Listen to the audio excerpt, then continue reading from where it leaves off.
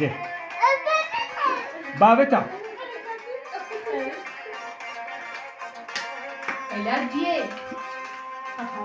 Yani şey böyle bir rahatsız etti. Bir rahatsız rahatsız etti.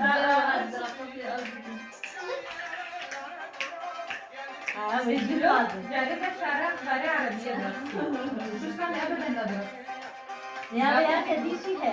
شارع عربية وقت أولي إشارة ثانية لا تحسن كمان موسيقى أري مثلا موسيقى بارا بس يعني يفهم اللي بقى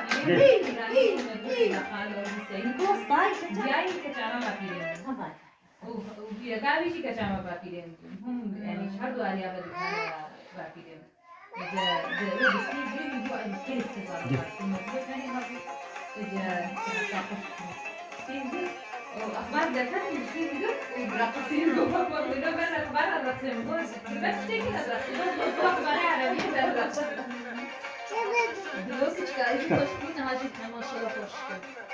Sadece de koruysa çıkacak da hoş gidiyor. شو بدنا هذا كلام جيد La valla. Vallahi ben artık Tamam.